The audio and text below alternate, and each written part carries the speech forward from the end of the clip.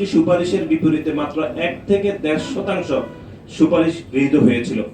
এর মধ্যে আপনারা জানেন যে ঢাকা বিশ্ববিদ্যালয়ের যিনি সভাপতি হন তিনি দীর্ঘদিন ধরে এটি একটি অনির্বাচিত সভাপতি, চাইলেই নির্বাচিত সংসদকে যে কোনো সময় বাতিল করতে পারেন বা বিলুপ্ত করতে পারেন। সেই জন্য বাংলাদেশ জাতীয়তাবাদী ছাত্র দলের পক্ষ থেকে এই বিষয়ে সুস্পষ্ট আমাদের প্রস্তাবনা ছিল, অন্তত ঢাকা বিশ্ববিদ্যালয়ে যিনি সভাপতি হবেন তিনি যেন অবশ্যই নির্বাচিত হন।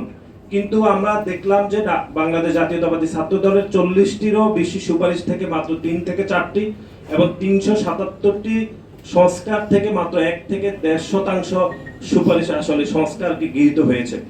এবং আপনারা জানেন যে বাংলাদেশ জাতীয়তাবাদী ছাত্র দল 5 তারিখের পর থেকে বিশ্ববিদ্যালয়কে লিখিত বা খুনি হাসিনার পক্ষে যে সকল ছাত্রলীগের সন্ত্রাসীরা হামলা করেছে, তারপরে যারা গণ অভ্যুত্থানের বিপক্ষে অবস্থান করেছে তাদের বিচার প্রক্রিয়াকে অগ্রগতি করতে, কিন্তু আমরা এখনো পর্যন্ত বিচার প্রক্রিয়ার কোনো অগ্রগতি দেখিনি।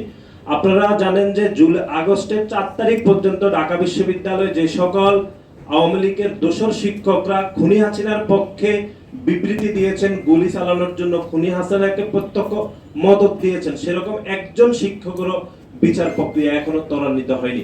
শুধু সেটি নয়, আপনারা দেখেছেন যে ঢাকা বিশ্ববিদ্যালয়ের রেজিস্ট্রার ভবনের জুলাইয়ের 4 তারিখ এবং আগস্টের 4 এবং 3 তারিখে খুনি হাসিনার পক্ষে যারা মিছিল করেছে এরকম একজন কর্মকর্তার বিচার প্রক্রিয়া ঢাকা বিশ্ববিদ্যালয় শুরু করতে পারেনি।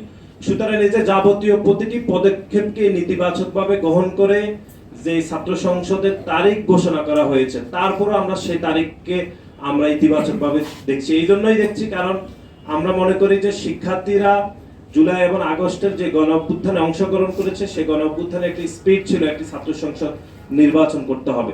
কিন্তু একই সাথে যারা জুলাই এবং আগস্টের গণ অভ্যুত্থানের সরাসরি অংশীদার ছিল তাদের এরকম একটি সুপারিশকেও উল্লেখযোগ্যভাবে আমলে না নিয়ে খুনি সংগঠন ছাত্রলীগের বিচার প্রক্রিয়ার অগ্রগতি না করে, আওয়ামী লীগ দোষর শিক্ষকদের বিচার না করে, ঢাকা বিশ্ববিদ্যালয়ের কর্মকর্তাদের বিচার প্রক্রিয়ার কোন রকম ত্বরান্বিত না করে এরকম ডাকসু যদি হয়, সে ডাকসু কতটুকু শিক্ষার্থীদের কল্যাণকর হবে সেটি আসলে সময় বলে দিবে বলে আমরা মনে করি।